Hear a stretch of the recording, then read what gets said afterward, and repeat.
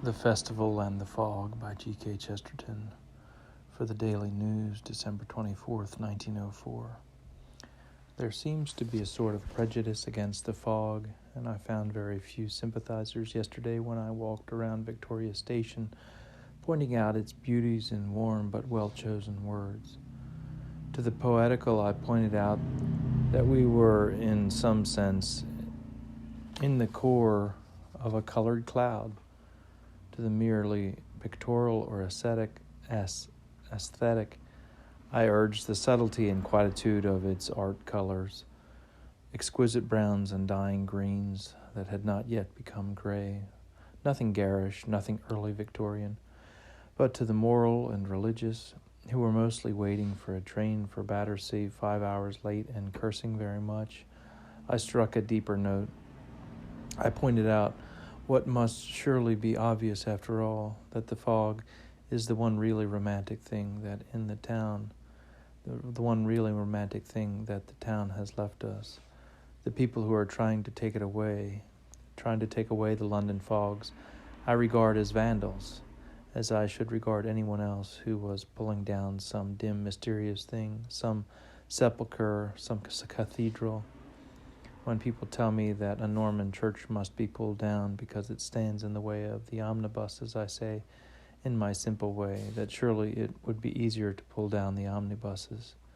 And the fog really is not only poetry, but necessity of our civic race. Without it, we should never experience at all that divinest of natural things except light, darkness. Without it, we should never know the most godlike of all things except love, loneliness. We have deliberately killed in our cities the possibility of the healthy darkness and the clean and jolly darkness of the lanes and the fields. We have made a little solar system of our own to fight against it and keep it off forever. The people round me in Battersea have never seen darkness any more than they have seen a sea serpent. The result is that they have a beautiful substitute sent indirectly by God. As man has made his own sun and his own stars, so man, against his will, has been made to make his own darkness. And this falls in so fortunately with Christmas, which is essentially a winter feast, since it is only winter or some such reality which can make all men feel fraternal. In a recent article on the equity of man, I mentioned only death as creating this rigid bond. I might have mentioned fog. The man who comes looming out of the fog to us is always the first man made. He is the authentic image of God, speaking our own secret and extraordinary tongue, especially if we have lost the way. The main point of the Christmas poetry is this idea of the dark and desolate background of winter.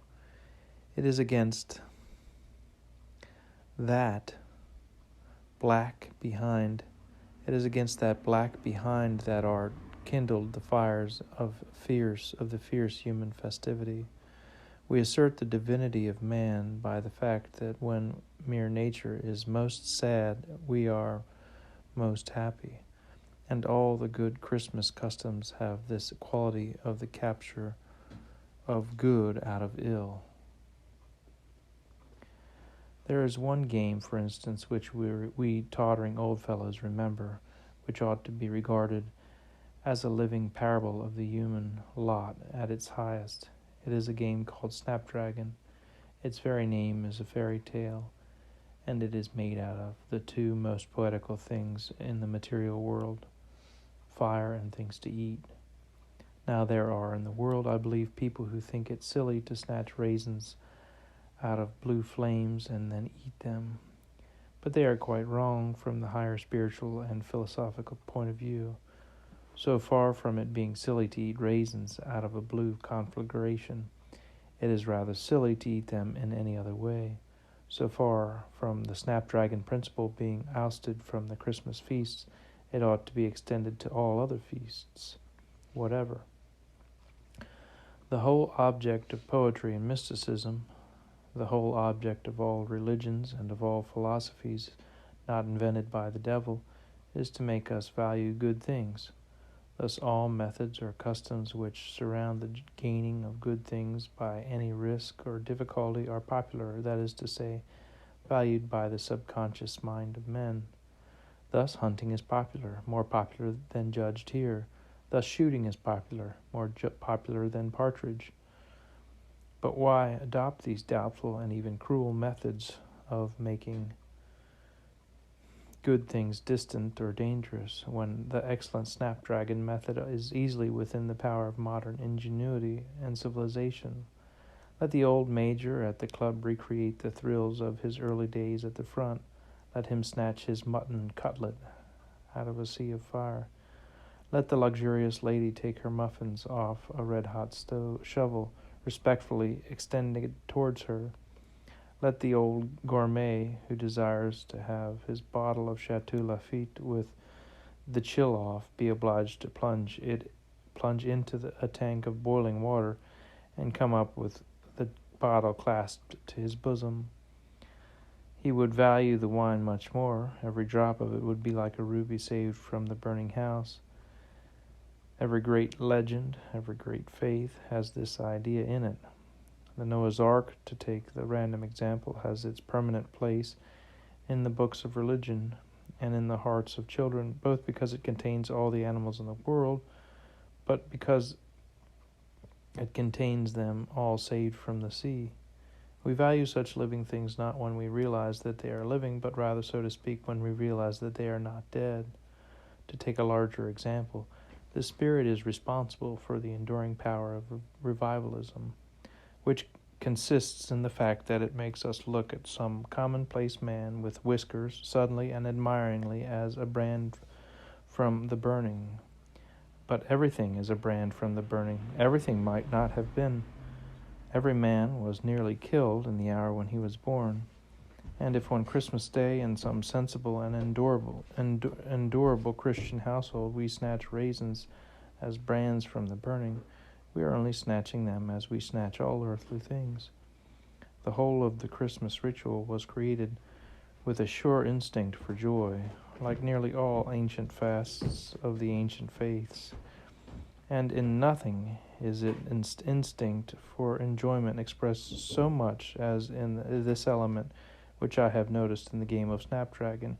It realizes that the great thing which men and children enjoy more than beauty or banquets, the great thing which they enjoy more than beauty or banquets, they enjoy limitation. A thing given only at a certain time or in a certain manner or even after a certain difficulty is always better than a thing given without those restrictions. The part is greater than the whole. What sufferings have I not myself undergone in the last 2 or 3 days through restraining myself from looking into a brown paper parcel which will be given to me next Sunday. It looks like a drum, but it may only be a cheese. But this limitation is, again, one which it would be much better to enforce in connection with a great many other things. The moderns say that it is very illiberal to have a Sabbath or a day for religion, that one ought to extend one's religion over all days and hours, but I am not quite sure that it should not be a very good thing to have a sacred day of smoking, or a Sabbath of eating sweets, or a grand festival for wearing a flower in one's buttonhole. For the great value of temperance is not that it increases restraint, but that it increases enjoyment. The essence of the above remarks is that every festival is at once the enjoyment of something and the sacrifice of something. I have, in a humble way, proved this myself by substituting the above article for the article which I ought to have written in a continuation of my remarks on the definition of the word gentleman. But who can imagine talking about the idea of a gentleman at such a time as this? Who can imagine even talking against the idea of a gentleman at such a time as at such a time? Let anyone who thinks that mince pies are not indigestible for this hour enjoy his illusion. Let anyone who thinks he is a gentleman enjoy his also. The man who came out of the fog last night with a great torch to help my cabman along was not, I think, a gentleman. He was not even a man. He was a god. A Merry Christmas by G.K. Chesterton for the Daily News, December 23rd, 1911. In the dark house of infancy, I can still darkly trace the outline of an aged member of my family, more than one of whose phrases have lingered in the later generations. In his creed and atmosphere, he was what I should call a Puritan. He was one of the last of the old Wesleyans, and one of the first of the new total abstainers. Because he belonged to the old England rather than the new, there was a certain heartiness in his prejudices and preferences. And one of the things against which, Puritan as he had a hearty prejudice, was people saying a Happy Christmas instead of a Merry Christmas. In his youth, he said it was always a Merry Christmas, and with one foot in the grave, he considered it an impertinence to suggest that he was not still in his youth. If he had lived long enough, he might have seen the noble idea of merriment sink even lower than the comparative vulgar idea of happiness. The sects or heresies since his time do not make or buy or send Christmas cards at all. But how horrible they would be if they could be sent. The Theosophists, as their name implies, would wish us a wise Christmas. The pessimist, between arabesques of holly and mistletoe, would wish us a resigned Christmas. The supermen, an unlucky little Puritan sect, would wish us a strong Christmas. But then the supermen are by their nature incapable of corporate action, and their tall, tempestuous card full of titans and waterspouts would never be printed at all. On the whole, I ranged myself on the side of my faintly remembered forebearer. I am on the side of merry against happy. At any rate, I am very certain of one thing. Some persons, for some reasons, did call ancient England Merry England. No person, for any reason, has ever dared to call modern England Happy England. Moreover, the word happy may apply to an infinite number of levels or platforms above that of pure despair. The word merry cannot be used of any people except people in a certain pacific temperature of high spirits. We may talk of people being negatively happy. Nobody could talk of people being negatively merry. Merriment is a positive victory, and like most positive victories, it is rare. On this, as on most other subjects, the cynic is wrong, and the cynic is most wrong when he is really a wit. One cynic, who was certainly a wit, said, "Be good, and you will be happy, but you will not have a jolly time." This epigram has every intellectual merit except for truth, for curiously enough, it is the exact opposite of the truth. The psychological truth of the matter is something like this: be good and you will be unhappy, but you will always be capable of having a jolly time. Even if you have had a miserable year, you may still have a merry Christmas, merry, not happy. Satisfied and secure happiness does not come to him that has taken up his cross or taken up his common day's work.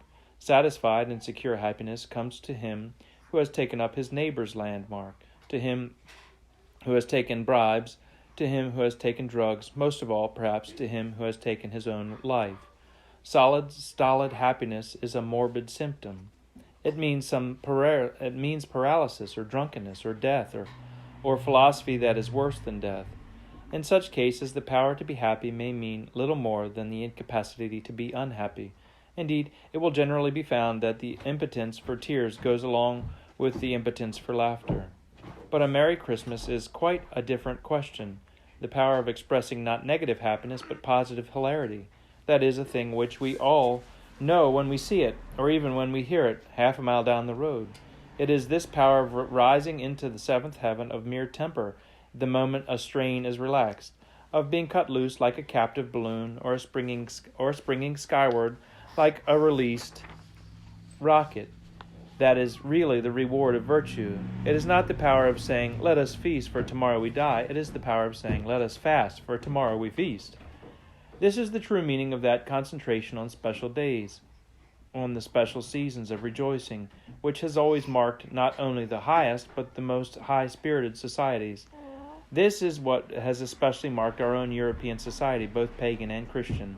Our joy of life has always risen into peaks and towers and turrets, into superhuman exceptions which really prove the rule. Our art has always been religious art, in the literal sense of being restricted and dedicated. Our poetry has always been occasional poetry, in the true sense of being written for an occasion. That is why a Merry Christmas was the right inscription, and a Happy Christmas was the beginning of our decadence. The phrase happy in that connection was no more than any good man should wish another for any day of his life. To tell anyone to be happy might be to make oneself responsible for an utopia, a light enterprise. But to tell everyone to be merry is to make oneself responsible for a saturnalia, a sacred responsibility, only to be undertaken once a year. On Generalizing Christmas by G.K. Chesterton for the Illustrated London News, December 30th, 1922. I do not know whether this article will appear before Christmas in the ordinary sense of Christmas Day, but it will probably appear before the end of Christmas in the old sense of the holiday that continues in a crescendo of festivity until the 12th night. In any case, the real Christmas article ought to appear after Christmas Day, which is the first day appropriate to the festive mood. Most of the articles that appear are necessarily anticipations and not experiences, and it is very characteristic of the modern mind that it should have this futurist note even in festivity. It finds it easier to prophesy Christmas like a utopia than to enjoy it like a saturnalia. But I am one of those who have the luck to like the older and more positive enjoyment, and for whom the reduent Saturnia regna does not always need to be transferred from the present to the future tense of the Latin verb. And if it is in itself a reminder of a rather interesting question, the question of the attempt to preserve the Christmas tradition as a merely human, and in that sense a merely heathen thing, one of the most interesting attempts of this kind was made some years ago by Mr. Arnold Bennett in a little book called The Feast of the Saint Friend. It was, as might be expected, a very thoughtful and humane production. Its motive was wholly charitable, and I would here desire to write of it charitably, especially in this season of charity. But I do not think it uncharitable to point out that it involved, like all other attempts of the same kind, a fallacy about human nature of considerable practical importance to the future of human society. Mr. Arnold Bennett began indeed by eliminating the more mystical elements in Christmas by a device of curious and almost creepy simplicity. He alluded to the fact that the 25th of December was the traditional date of the Nativity of Jesus Christ, and then thought it enough to say that it probably was not the historical date at all. There is a sort of innocence in this which I cannot but feel as faintly amusing. Despite the seriousness of this aspect of the subject, some light on the logic of the process may be thrown by merely imagining it applied to any other festival, even the most strictly secular and social festival. Suppose it were discovered that by some error in an official document the Battle of Trafalgar had been attributed to October 21st when it was really fought on October 23rd. It would surely be a rather extraordinary argument to deduce from this that Trafalgar Day need have nothing to do with Nelson, nothing to do with naval glory, nothing to do with patriotism, nothing to do with England. It would be rather odd to argue that because of this shuffling of dates, any cosmopolitan or any continental enemy of England, any internationalist who hated all flags, any pacifist who hated all fighting, had just as much to do with Trafalgar as an English sailor. It would be a sort of strange sort of logic to insist that this mere chronological correction had actually emptied the festival of all reference or relation to the death of Nelson and the cause for which he died. The French celebrate the memory of their great democratic crusade at the end of the 18th century by keeping the recorded date of the storming of the Bastille. Suppose it were discovered that the date had been recorded wrong and that the Bastille fell a few days earlier or a few days later. Surely that would hardly make the Republican festival suddenly and entirely cease to be Republican. It would hardly make the storming of the Bastille the chosen topic of contemplation for royalists and high Tories whose only hope was in reaction. It would hardly make the legend of the Revolution cease to be revolutionary. I cannot see why a similar shifting of numerals should make the legend of Christmas cease to be Christian. For that matter, it would probably be easy to find the examples of traditions that really did turn upon errors of detail. Many believe, for instance, that the political festival called Primrose Day is entirely founded on a mistake. Some say that Disraeli only has said that he liked primroses and salads. Others say that Queen Victoria referred to the primrose as his favorite flower, taking it for granted that he would always be held to refer to Prince Albert.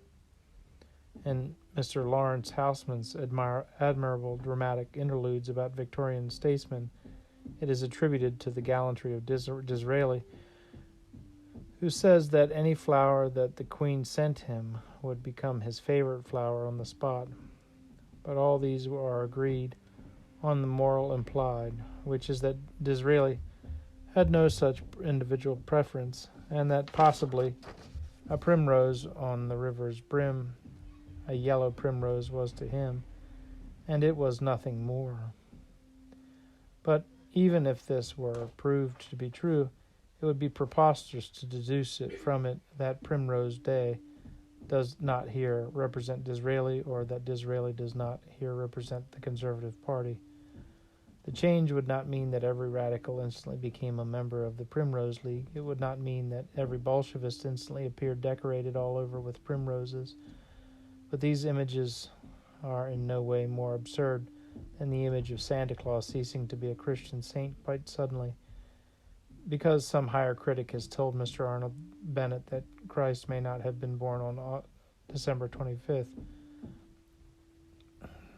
The tradition of Trafalgar exists, whatever its date. The French Revolution is a fact of gigantic range, whenever it began.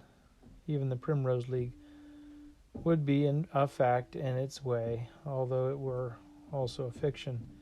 And considered in the coldest sense of history, Christmas is a fact, and could not possibly be dissociated from the two words that make it up. But there is another fact, equally obvious from a secular and an even skeptical standpoint. You cannot select a particular day without selecting a particular subject. You cannot have a day devoted to everything. It is contradicted by the very word devotion. You cannot have a festival dedicated to things in general. It is contradicted by the very idea of dedication. No religion, so far as I know, has ever had a feast of the universe, and Robespierre did not really get very far, even with the feast of the Supreme Being. It is too simple to be sensational, and a festival must be a sensation. A man will not be happy about all things, except in the sense in which he can be happy on all days. To produce the special psychological condition called rejoicing, it is necessary to have something to rejoice over, something that can be hailed like a signal or received like a message. Hence, apart from anything else, any attempt to generalize a thing like Christmas is at war with a fact of human nature. To avoid the difficulty of dealing in a light controversial fashion with truths so tremendous as those really to be found in the heart of Christmas, I will assume for the sake of argument that some peasants somewhere have a very ancient tradition of keeping, let us say, the feast of St. Francis. In one sense, to celebrate St. Francis is to celebrate all things and all people, for his charity went out to the most ragged robber, and his sympathy to the smallest bird. Nevertheless, you can keep a symbolic ritual about St. Francis, as you cannot keep it about the vague medley of robbers and robins. And the reason is the fact in the heart of the fancies, a person and a real person. There was such a person as St. Francis. There is no such person as St. Friend. This does indeed depend in its turn on a truth of human nature for which I have never been able to find a satisfactory definition, but upon it turns all the form of all poetry and the ritual of all religions. We talk of the impossibility of seeing the wood for the trees, or of seeing the trees for the wood, but there is much more mysterious truth in the dark wood of mysticism and mythology. The truth is that the nerve of the imagination is only touched when we can say, as would be said in a fairy tale, within that wood there is one magic tree.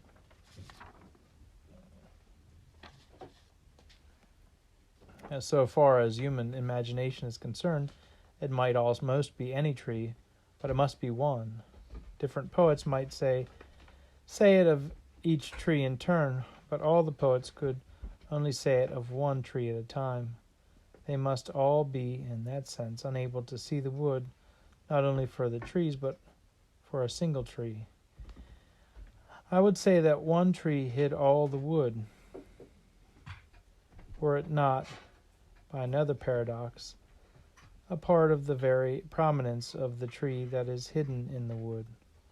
All this sounds very simple, but the more it is considered, the more mysterious it will be found. I have never found any explanation that was entirely rationalistic and also entirely rational.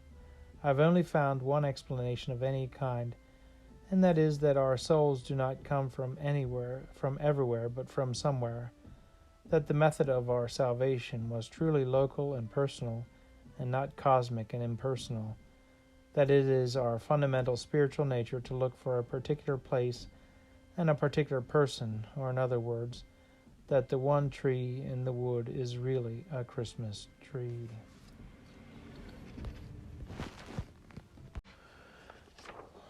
The Rituals of Christmas by G.K. Chesterton for the Illustrated London News, December 24th, 1927. Christmas, with its Christmas candles and its 100 shapes and patterns of fire, from the old legend of the log to the blue flames of the snapdragon and the sacred oblation of burning brandy, in the true tradition of sacrifice, which is the destruction of the most precious thing for the glory of the divine powers. It has rather irrationally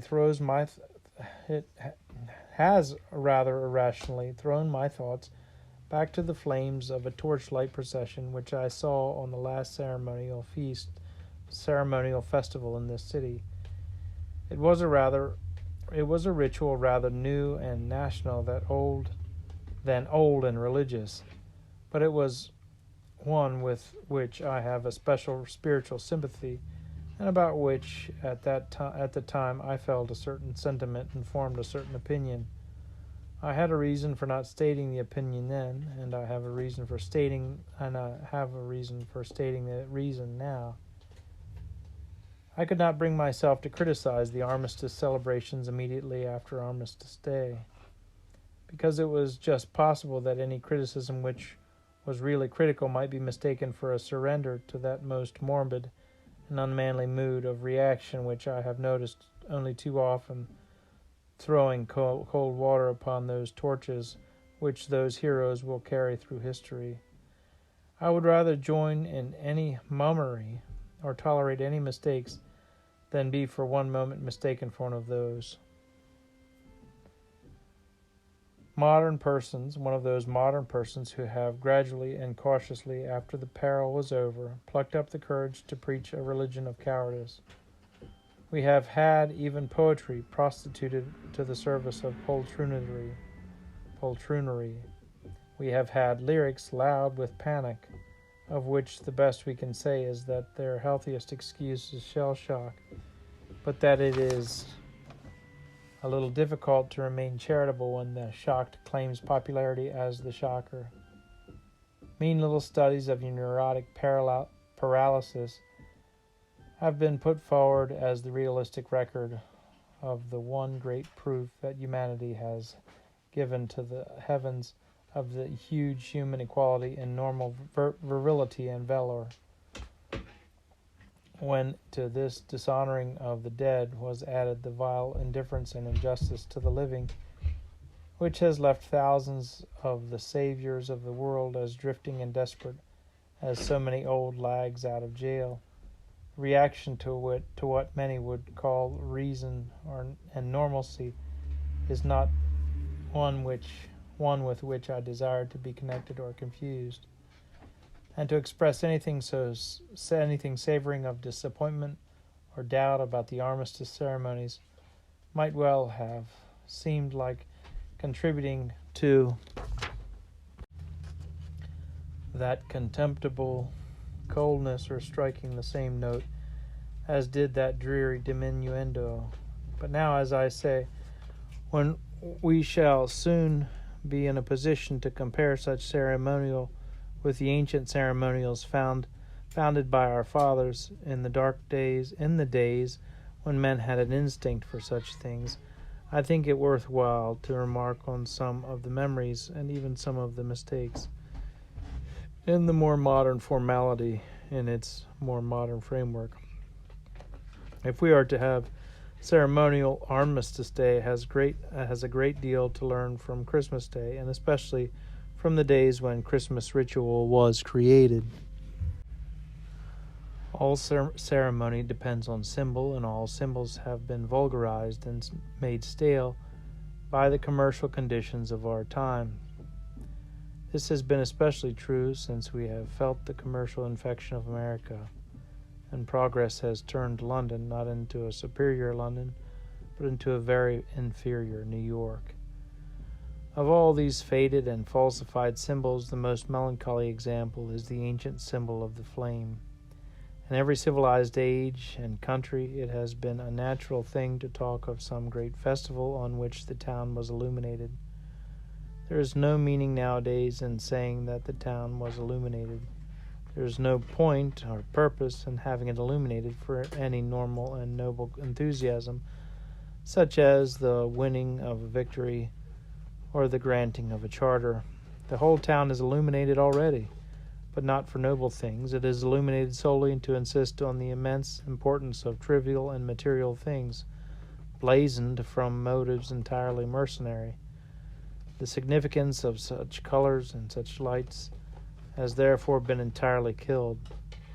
It is no good to send up a golden and purple rocket for the glory of the king and country, or to light a red and raging bonfire on the day of St. George, when everybody is used to seeing the same fiery alphabet proclaiming the importance of Tibble's toothpaste or Giggle's chewing gum.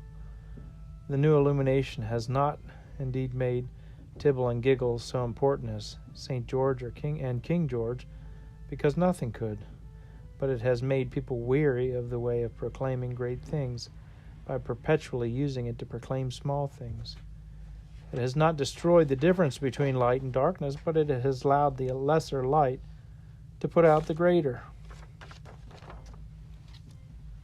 I was standing in the very heart of this holy town, opposite the abbey, and within a stone's throw of the Thames, when I saw the torchlight procession turn the corner and take the road towards the cenotaph. Now, a torchlight procession is one of the most magnificent of all those instinctive and imaginative institutions by which men have sought to express deep democratic passions of praise or triumph or lamentation since the morning of the world. Naturally, by all artistic instinct, they were held at night, and they were held in times and in places which were lucky enough to retain a little night. They cannot be done in the garish and feverish civilization which insists on turning night into day. In those older and simple societies, republics, or kingdoms, there would probably have been enough sense of public authority to command a curfew and force all citizens to put out all lights while the pageant of the sacred flames went by. But the modern mind is in an unfathomable muddle about all these things. Our streets are a permanent dazzle, and our minds in a permanent darkness. It would be an intelligible process to abolish all ceremonies as the Puritans did, but it is not intelligible to keep ceremonies and spoil them. And nothing in the literature of lunacy is weaker and wilder than the appearance of this wavering sort of lunatic, holding a lighted candle at noon. A short time ago, the very section of the city in which I was standing was abruptly blotted out by total darkness, the electric light having gone wrong. I wish it had gone wrong at the moment when the marching men had turned the corner with their torches burning. One catastrophe of that sort would have saved the whole situation, and perhaps the whole memory and meaning of the Great War. Its glory would have got a good black background at last, and that moving conflagration would have burned red in men's memories until they died. That was the ceremony, as our fathers planned it, and that is also how the ceremonies of Christmas were planned. If we are wise, we shall keep these latter also in the ancient manner and according to plan. If we must be merely American in our business, let us at least be civilized in our pleasures. Let us understand, as the artists and the ancient priests and heralds have always understood, the meaning of contrast and the conception of a background. If Snapdragon burns with blue flames, do not let us kill it with a white light, with that enterprising spotlight which is so very decidedly a death ray. If we have the common sense to see that a red firelight looks redder in the twilight, let us have the courage to refuse the kind American gentleman's offer of an electric light 10 times stronger than daylight. Let us show that the ancient culture, which has produced a picture or two in its time, still knows something about how real pictures are made, even if they are only picture postcards to be used at Christmas as Christmas cards.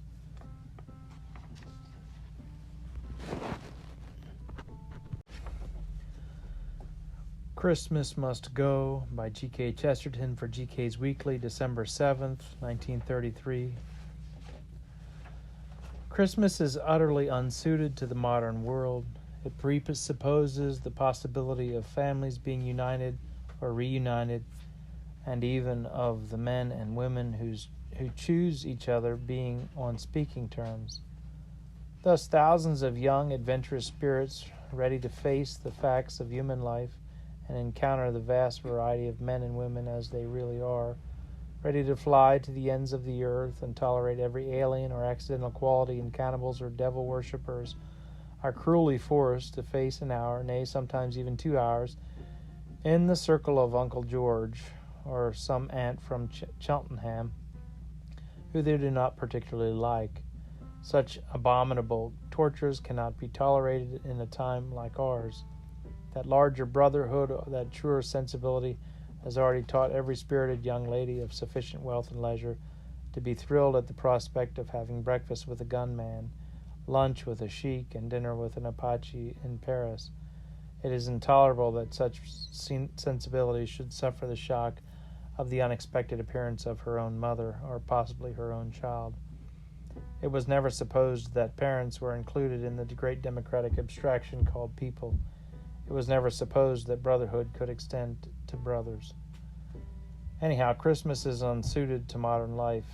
Its concentration in the household was conceived without allowing for the size and convenience of the modern hotel. Its inheritance of ceremonial ignored the present convention of unconventionality. Its appeal to childhood was in conflict with the more liberal conception that bright young things should always feel as if they were old and talk as if they were dull. That freer and franker school of manners, which consists of being bored with everybody who is present and forgetting everybody who is absent, is insulted in its first part by the old custom of drinking healths or exchanging good wishes, and in its second part by the custom of writing letters or sending Christmas cards. Under the load of such old tribal or communal exchanges, it is impossible to preserve the fine shade, the delicate distinction that marks modern manners, the distinction by which the next-door neighbor in the street is forgotten, while the next-door neighbor at the dinner table is only ignored. How could we expect to extend a tradition that depended upon hospitality across that happy interlude in the modern fashionable world which replaced hospitality by housebreaking? Some variation of phrase was doubtless essential, and to speak strictly and pedantically, it was called gate crashing when done by the upper classes, and housebreaking when done by the lower classes. But the burglar drinking whiskey of which he had not been invited to partake, and the bright young thing drinking champagne of which he had not been invited to partake, unconsciously joined hands in one great forward and progressive urge to sweep away the old superstition of hospitality. Hospitality has 100 hard implications anyhow.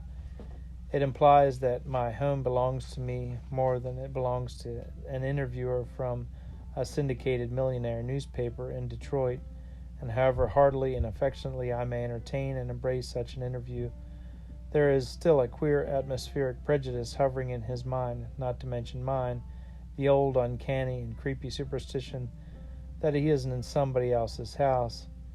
He would undoubtedly be freed from this embarrassment if we met in a large hotel, or a larger and even more impersonal tea shop, or in a public library, or in a post office, or in the drafty corridors of a tube station. The very names of these places will suggest that richer warmth, that fuller fraternity, that tingling humanity in all human contacts which comes to men the moment they have abandoned private property. Anyhow, it is unnecessary to extend the list of evidences that Christmas does not fit in with this fuller and more liberated life. Christmas must go. Christmas is utterly unsuited to the great future that is now opening before us. Christmas is not founded on the great communal conception, which can only find its final expression in communism. Christmas does not really help the higher and healthier and more vigorous expansion of capitalism.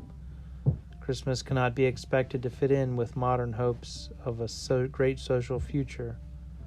Christmas is a contradiction of modern thought.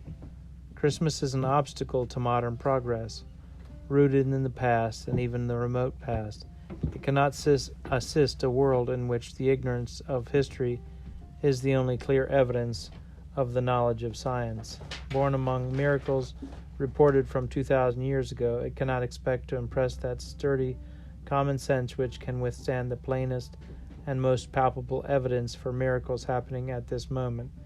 Dealing with matters purely psychic, it naturally has no interest for psychologists, having been the moral atmosphere of millions for more than 16 centuries.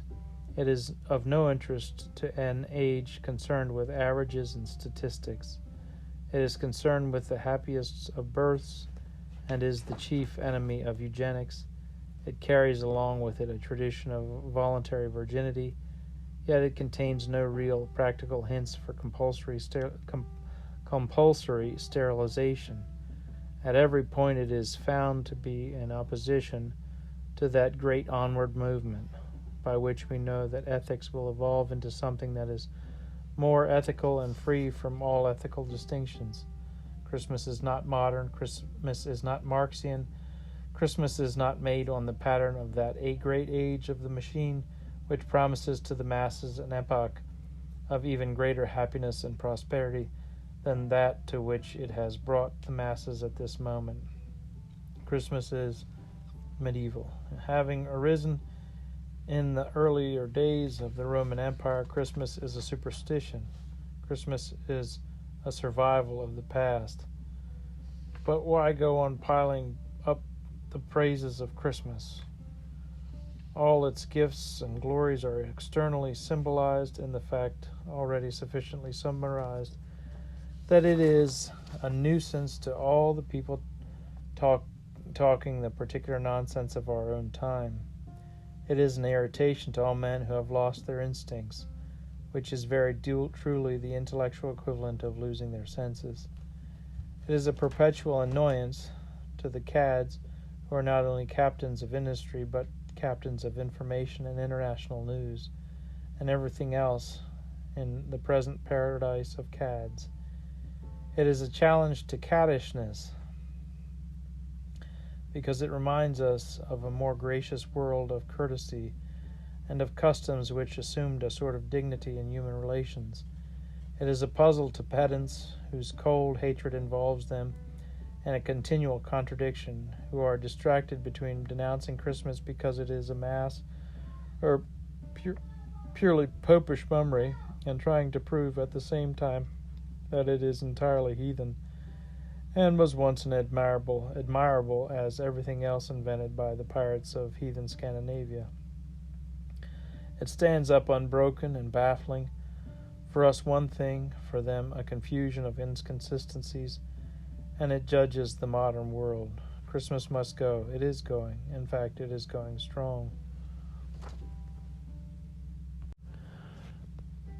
Christmas and the Distributist by G.K. Chesterton for G.K.'s Weekly, the 13th of December, 1934. We have all been told many thousand times that Christmas is really a pagan festival. It is commonly asserted by a certain social type we all know in these times, one torn asunder by two timidities, one who dares not really practice paganism and one who dares not really study Christianity. On the other hand, it gives him a secret glow to feel that he can practice paganism merely by keeping Christmas, that when he takes a sip of claret cup, he is drinking deep of the mead of the Vikings at their wild winter feast, that when he nails up mistletoe in his respectable villa, he is dancing around the sacred oak with strange and savage druids reeking with human sacrifices, or that he should kiss somebody under that vegetable he is for all practical purposes scarlet with the sins of Tiberius and Messalina. On the other hand, it saves him from the particular type of toil and trouble which is most repugnant to the refined modern intellect. For instance, it excuses him from using his human reason and asking himself whether it is likely in any case that so huge a human and historic institution as the Church would not anyhow have celebrated the birth of its divinity and hero, even if there had never been any heroes or divinities before. It excuses him from any common familiarity with the past of his own culture, as, for example, it excuses him from discovering how all the old carols from the Dark Ages downward have been soaked in a purely Christian spirit of holy poverty and an overwhelming conception of the humility of God. In short, it excuses him from learning anything that he does not know already, from studying anything that is not served to him with bacon and eggs in the morning paper, from trying to understand anything that he happens to dislike, or being fair to anything towards which fairness is not the fashion. Anyhow, he finds this satisfaction and this escape in saying that Christmas was really a pagan feast. He might just as well say that Crusades were really a pagan movement, because the old heathen Romans also rode horses and wore helmets and went eastward with shields and spears to fight in the deserts with Parthians or Egyptians. Any European military expedition against any of the nearest Oriental lands or races will resemble each other in some respects, and any European festivals held in the depth of the northern or midwestern winter will resemble each other in some respects, but to say that the main motive for which created Christmas was a desire to continue the habits of Vikings is just about as historical as to say that establishing the religion of Odin and Thor was the main motive of Crusaders. It merely means that one particular corner of Christendom can now be taught the history of every civilization except its own, or to vary the parallel.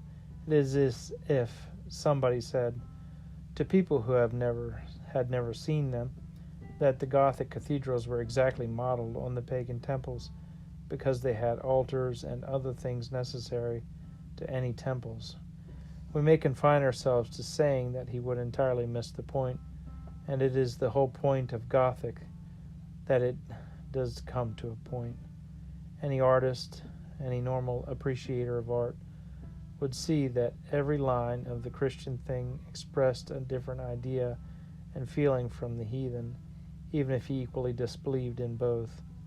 But in the case of Christmas, the identification can be safely made to a generation of newspaper readers who really know as little about Christianity as about paganism. There is a particular aspect of this truth, however, with which I must concern myself here. I undertook last week to conclude certain rambling reflections on certain philosophical ideas which lie behind the distributive idea, and it so happens that these ideas are rather specifically qualified to fit in with a note upon the Christmas feast. I remarked that long before I came to accept any spiritual system, I had some of the fragments of such a system floating in my own imagination, floating very vaguely, but all floating in a certain direction.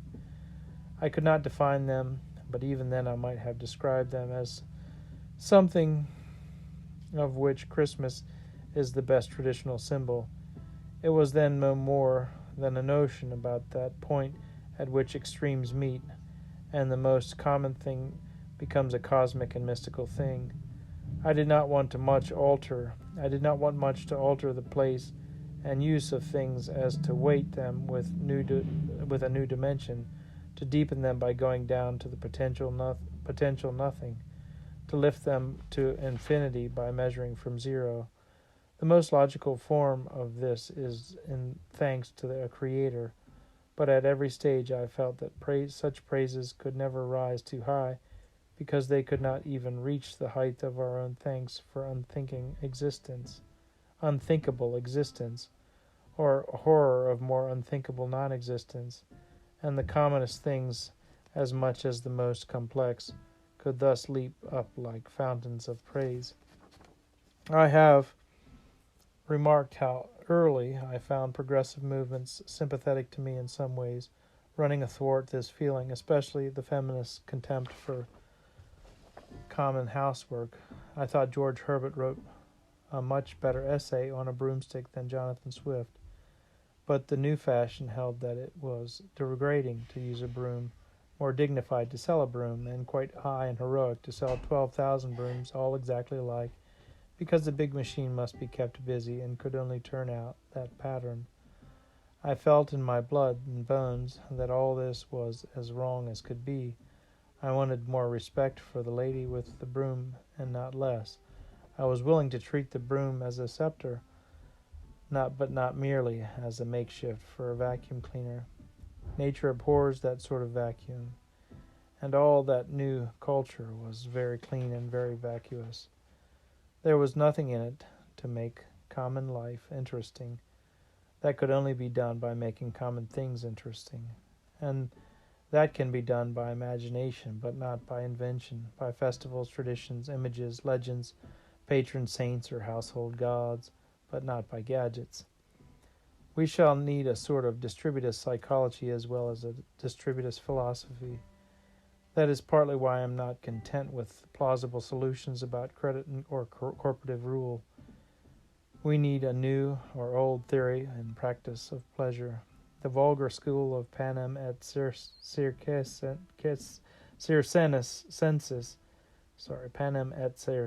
sensus not only gives people circuses, it does not even tell them how to enjoy circuses. But we have not merely to tell them how to enjoy circuses, we have to tell them how to enjoy enjoyment. When they have learnt that, they will enjoy any Christmas game much more than any circus Nero can provide. It is the ultimate unspeakable madness and delusion of Nero that he believes he has the best of everything. That is exactly what he does not have, for it is only reached by real imagination and patience. The plutocrat does not have the best of everything, poor miserable brute. He has to put up with only having everything.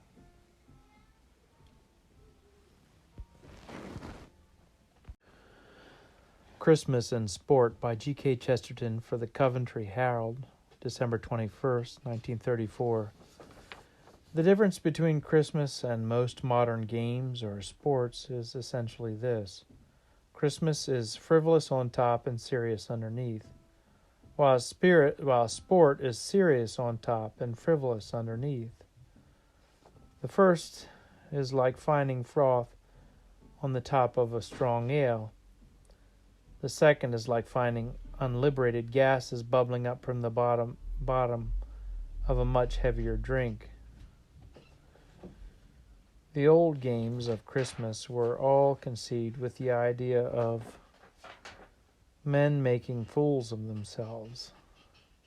But this alone involves a rather solemn preliminary problem about whether they are fools already. But the idea was that of the Saturnalia, or dignity becoming undignified. And that is exactly the difference between Saturnalia and Satanism. Solid and solemn city men, let us say, were required to take part in the game of honeypots, which involves sitting on the floor, hunching up, in a squatting attitude at the risk of being rolled over, as if the fairies had indeed turned them into pots of honey instead of leaving them with the dismal distinction of having pots of money. Some great millionaire equipped with the brain of steel and the will of iron, which are part of the apparatus of his profession, might nonetheless be required to play one of the old nursery games. He might be condemned to play Puss in the Corner instead of playing Plutocrat in the Corner, or whatever wheat corner or milk corner he might be at the moment benefiting mankind. The whole idea of these old childish games was to make everybody look childish, and the results were not only great fun, but really funny. But if you had the antiquarian curiosity to ask whether there was this tradition of people becoming childish, you would trace it back to a mysterious, and an even paradoxical doctrine that on this strange night even God became a child. Now, if we look at the games now generally substituted for the games of Christmas, we shall find the exact contrary. We shall find that the basis is entirely trivial, but that the tower of solemnity erected on that trifle is as enormous as the Tower of Babel. I would not make any antithesis between golf and God, lest some of the most serious Scotsmen should be tempted to deny their Creator. But if I may take the game of golf as typical, I think it is a fairly illuminating type. The actual aim and origin of golf is to put a very small pellet in a very small pocket. There was nothing large or elemental or imaginative about the materials of the thing. It is not throwing a great rock into a great abyss. It possesses about the correctitude of putting a pill back into a pill box, and rather less than the excitement of blowing a pea out of a pea shooter. That, I mean, is what is in itself. That, I mean, is what it is in itself. But when we come to consider what has been made of it, we are faced with an array of awful and almost appalling intellectual responsibilities which make me shudder even as I touch on the topic. The natural destiny of a game is to be enjoyed and to be forgotten. It is horribly certain that modern games are not forgotten, and it is allowable to doubt whether they are, in this sense, enjoyed. An enormous superstructure of work and worry and specialism and expenditure has been reared above these grown-up games, though their substantial subject matter is every bit as slight and trivial as that of the childish games. I wonder whether the time will come when a man has to pay about 10 guineas to join the Puss in the Corner club, or has to purchase a huge apparatus in order to hunt the slipper, or must wait till he is a very wealthy man of about 50 or 60 before he can play hide and seek. Christmas taught people to feast on a feast day, and to be as funny as possible while the fun was going. But it did this because there was a real reason for doing it. But our modern fun has grown more solemn than solemnity itself, a semicolon, because there is no reason for it at all.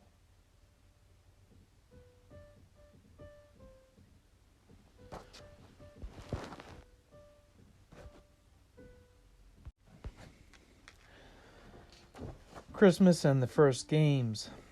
I have sometimes been haunted with a vague story about a wild and fantastic uncle, the enemy of parents and the cause of revolution in nurseries, who went about preaching a certain theory. I menu the theory that all the objects which children use at Christmas for what we call riotous or illegitimate purposes were originally created for those purposes, and not for the humdrum household purposes which they now serve. For instance, we will suppose that the story begins with a pillow fight in a night nursery, and boys buffeting and bashing each other with those white and shapeless clubs.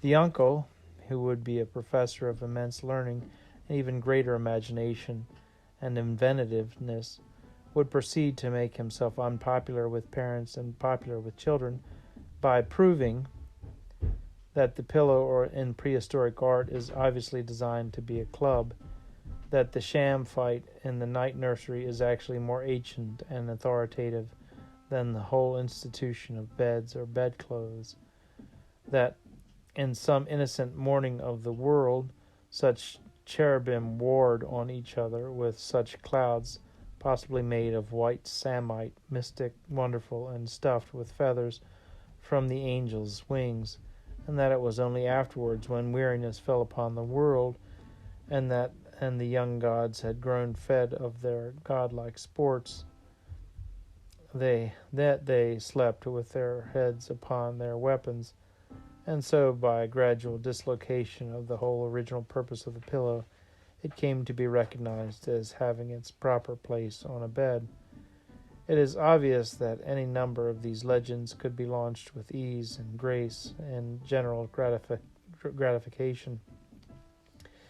It would be urged to eagerly assenting little boys that catapults are really older and more majestic than windows. Windows were merely targets set up for catapults, clear and fragile, that such archaic archers might be rewarded with a crash and sparkle of crystal, that it was only after the oppressive priesthood of the Middle Paleolithic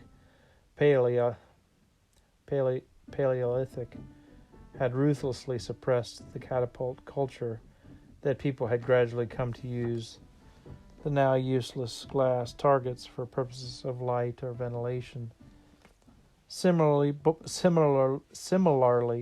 butter was originally used solely to make butter slides in the path of parents and guardians, and it was only by a late accident of life in the life of some prominent though prostrate citizen who happened to lick the pavement that its edible qualities were discovered, like the edible qualities of roast pork in Charles Lamb's story.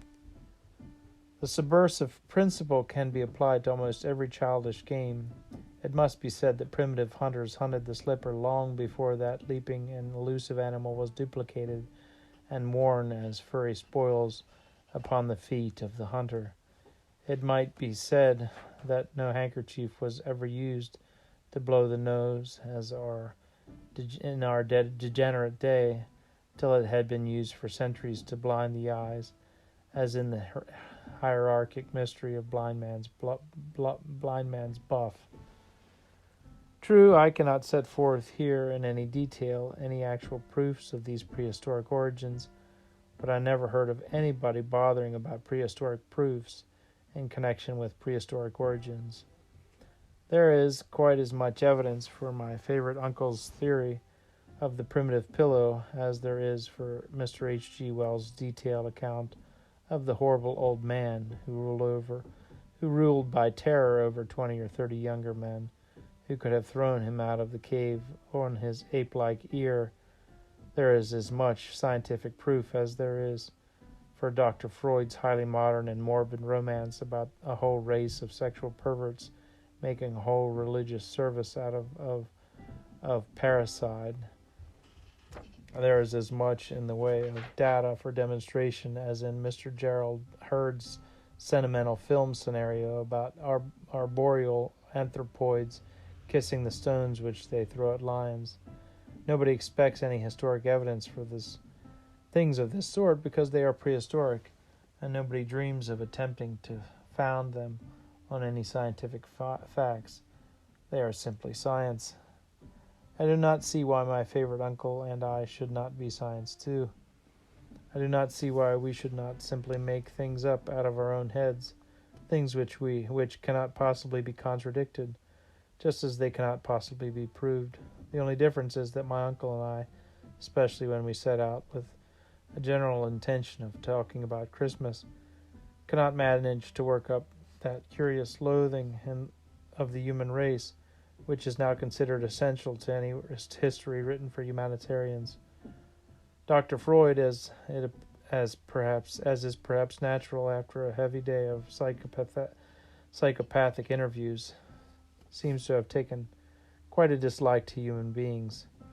So when he makes up the story of how their first forgotten institutions arose in utterly unrecorded times, he makes the family story as nasty as he can, like any other modern novelist. But my uncle and I, especially at Christmas, happen to feel in a more cheerful and charitable frame of mind, and as there are no iron creeds or dogmas to restrain anybody from anything, we have as much a right to imagine cheerful things as he has to imagine gloomy ones. And we beg to announce, with the same authority, that everything began with a celestial pillow fight of cherubs, or that the whole world was made entirely for the games of children. The application of the argument, however, especially to this Christmas and this crisis of human history, is somewhat more practical, even if we had to descend to that lower level of historical evidence to which the soaring scientist never has to descend. We might find some truths involved in it which are of some value just now, and without taking my uncle's optimist fairy tales quite so seriously as the pessimist fairy tales are taken, I should like to touch on 2 or 3 points in which they illustrate very relevant realities about Christmas, especially about Christmas in the present economic conditions of the earth. Christmas is neither optimist nor pessimist.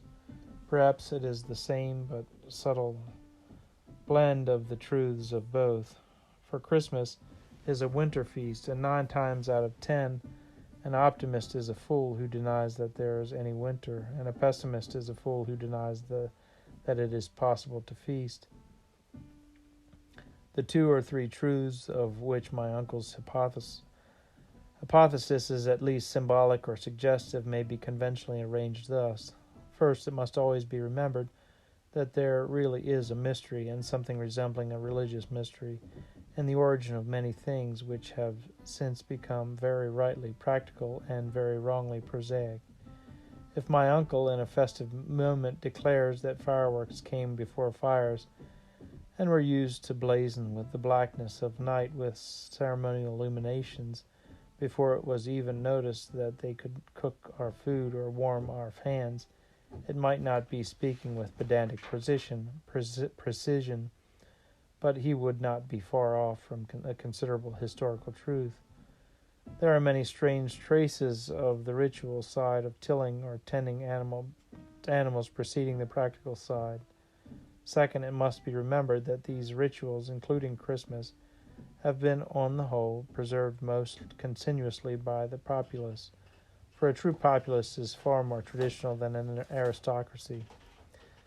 They have been preserved by poor people, though generally by poor people who possess some small property, in short, most markedly by a peasantry. Thus, if my uncle, rising hilariously once more, were to propound to the company the opinion that the Christmas stocking stuffed with gifts and strung onto the bedpost was a thing far more ancient and authoritative than mere common human stockings, as degraded to be the livery of common human legs, I should soothe him by assuring him that I saw his point, though I might not accept this literal illustration of it. Now it is very interesting to remember that there is another proverb or traditional truth about stockings in connection with peasants. It has often been said that the peasant put his small property into his stocking, stuck his little hoard of gold into his stocking, so that it might be safe from thieves and bankers, and the peasant was lectured to about this, and by no less than 9,999 lecturers on political economy and professors of economics or high finance. It was patiently pointed out to him that metal coins do not breed like maggots when left in a stocking, that guineas do not have little families of guineas as guinea pigs do of guinea pigs, that a stocking is not a nest in which a sovereign can lay half sovereigns, as a bird lay eggs, or in more learned but less sensible language, that his money was nor bringing him any interest. So that the only way to make money was to do what money cannot do, and the only true scientific scheme for proving there is a guinea and a half when there is only a guinea is to put it in a bank. A bank, as the 9,000 professors of economics explained to the stupid or stupefied peasant, can never fail to pay interest. A stocking may wear out or have holes in it. Thieves may break in and steal it, but it is manifestly impossible for bankers to steal, and even a violation of nature's laws for things in banks to be stolen, much more for them to disappear altogether in so brisk and busy a center of speculation. Since banks cannot conceivably fail, argued the professors, you would obviously be a richer man with somebody else's money from somewhere, somehow mysteriously added to your own, if you would take it out of the stocking and put it into the bank. The peasant was still dazed, but he was strangely stubborn. Since then the situation has been modified in various ways, and a good many of the professors are wishing they had imitated the peasant.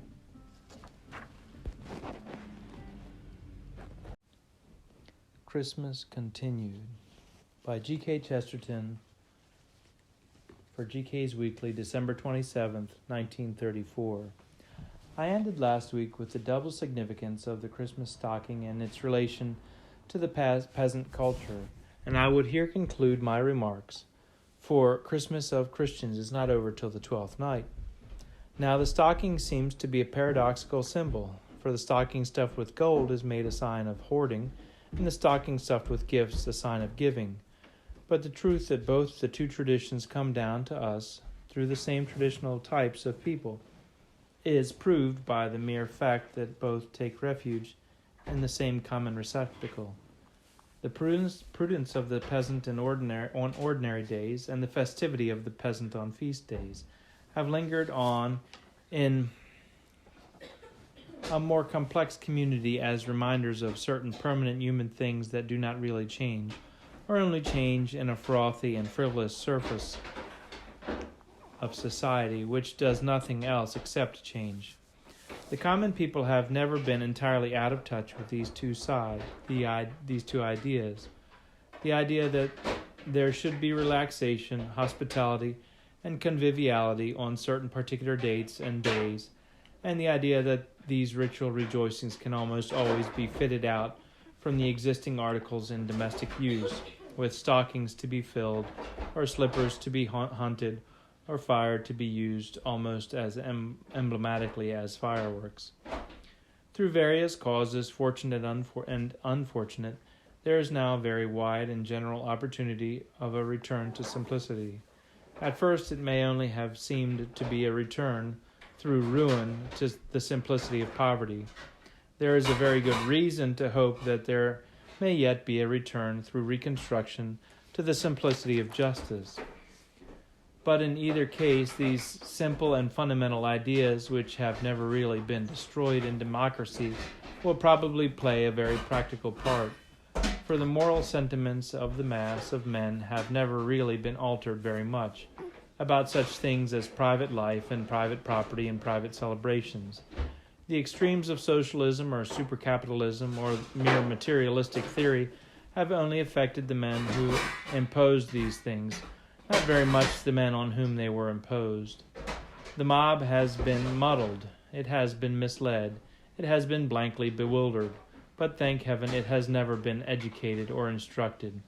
The trouble has come because large societies have been ruled by small sects. But in every sort of vague fashion, the large societies have remained large-hearted societies, and none has been on the whole more large-hearted than those whom we call the small men. They have been paralyzed by all sorts of economic and ethical pedantries, which forbade them to carry their warmth beyond their own firesides. Communists in the 20th century are as narrow as Calvinists in the 17th century. It is notable that both sects forbade Christmas. In short, Christmas itself has not changed very much, but in the world where there is change, there is much more to be hoped for in Christmas of the slump than in the Christmas of the boom. An ancient form of our civilization has naturally passed through many phases, both of peril and revival, but it was never in such peril when it was being persecuted by the Puritans as when it was being revived by the salesmen. Everybody knows the parable of Dickens about the grasping and greedy man of business who would not give a penny to Christian charities, but was converted by seeing 3 different ghosts of Father Christmas. But I fear that Mr. Scrooge was much more dangerous to Christian civilization after he was converted to Christmas than before. Better that he should curse Christmas and leave it alone for the little Cratchits to enjoy than that he should be the founder of the feast by selling turkeys to the Cratchits at a big price, and so grow richer and richer until everybody was thinking about the price and nobody about the turkey. Better be merely an old man grumbling at an older institution than an old humbug advertising Christmas as the very latest novelty. It is bad enough that some of the vulgarizers of religion do sometimes seem to be persuading men that they really need a redeemer, as a salesman persuades them that they really need a vacuum cleaner. It is even worse than the ancient human need of the winter feast, pagan as well as Christian, should figure on the advertisement pages as well as one of the new artificial needs, as one of those great unnecessary necessities.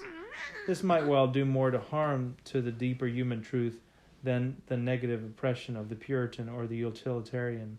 The real institution, hitherto so unchanged in the charitable instincts of normal individuals and families, might share and suffer from the general reaction against overproduction and reckless commercial adventure.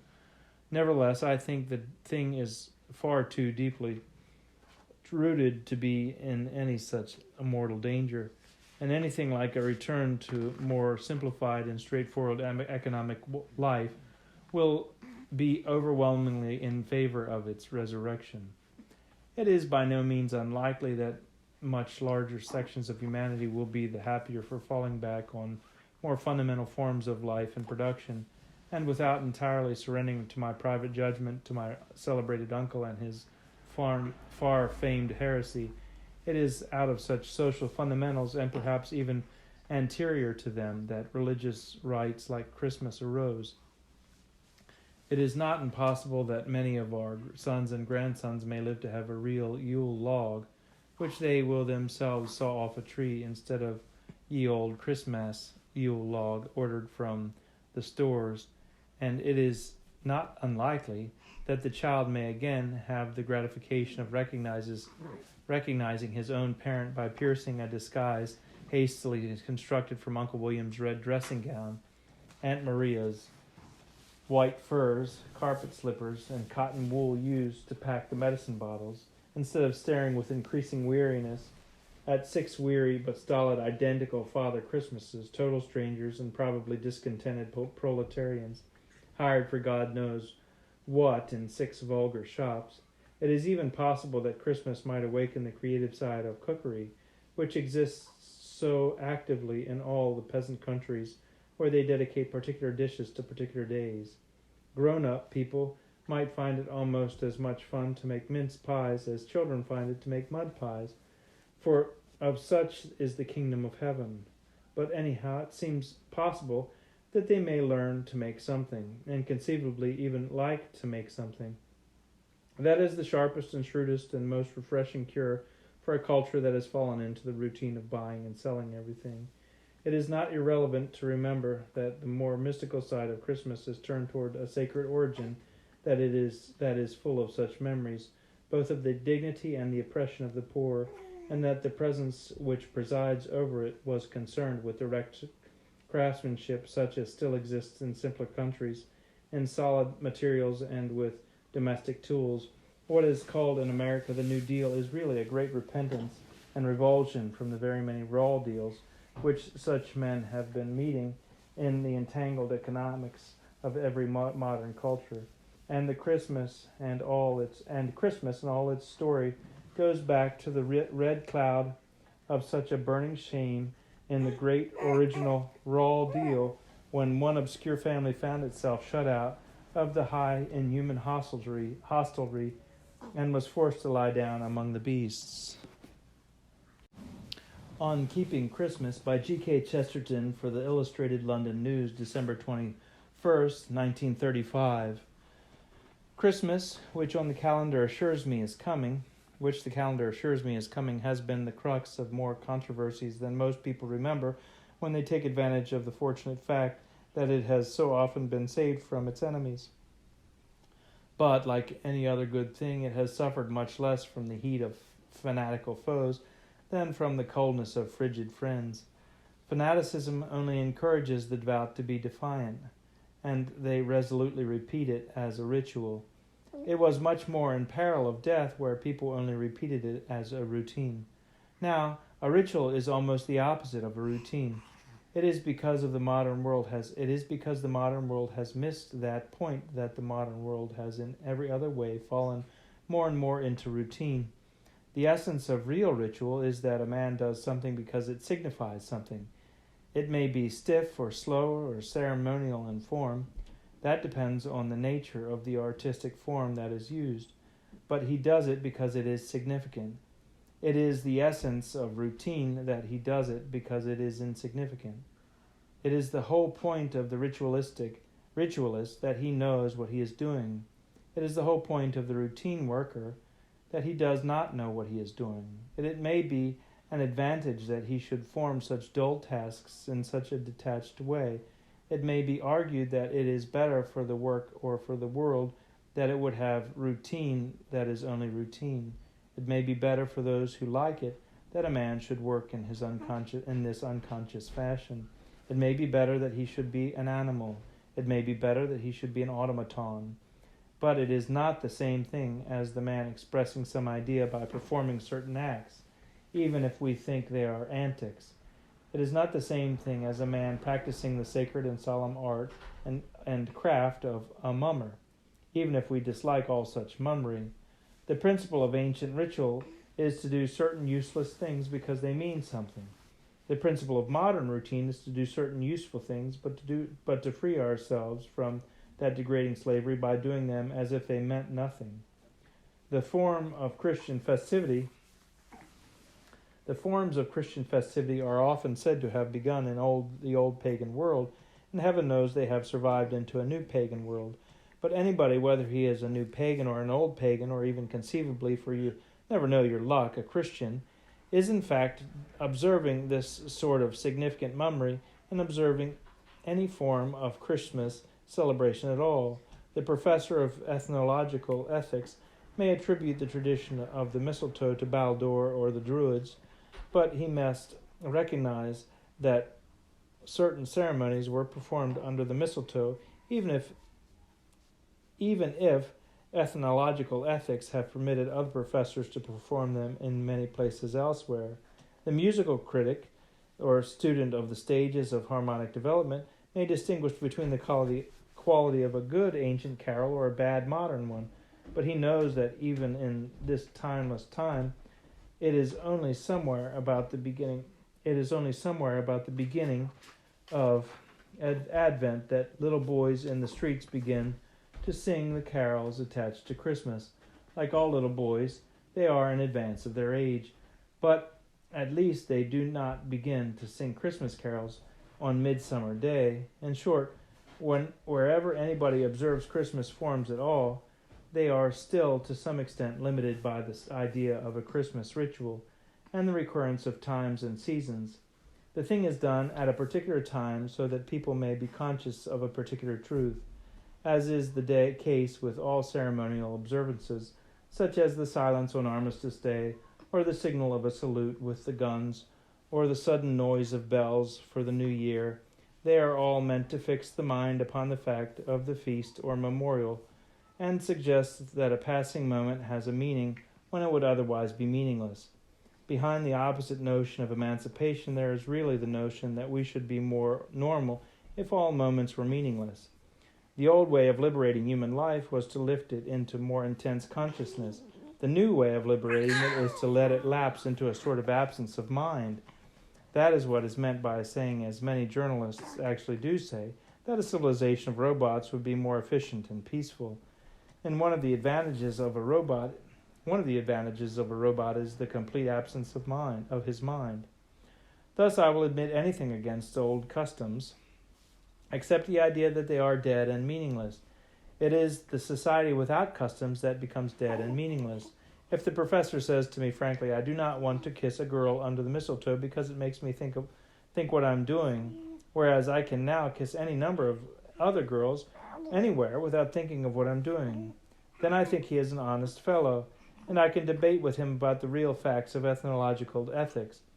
If the little boy in the street says, I like bawling at any time of the year, and I don't see why I shouldn't bawl all the year round, then I am quite ready to admit that it is the nature of boys to bawl, and that there is a certain sympathy between us, because I have been a boy myself. But if either of them say that there is less significance in ritual salutes or ritual songs than in the hearty human instinct to kiss anybody or bawl anything, then I disagree with them upon a purely intellectual issue. It seems to me that human life tends of itself to become much too monotonous and mechanical, and that this is just as true of lax social habits as of stricter ones. If the object is to make life more intense and intelligent, to increase imagination, which is a sense of the meaning of things, then I think it can be done much better by keeping dates and seasons and symbolic actions than by letting everybody and everything drift. The modern world has, in the literal sense of the word, made everybody much too insignificant. It has, in the old Greek sense of the word, made every man far too much of an idiot. For insignificance only means lack of significance, and idiot in the old Greek sense only meant a man without any public or philosophical or religious significance. I might, to my deep and desolating grief, cause offense if I say that the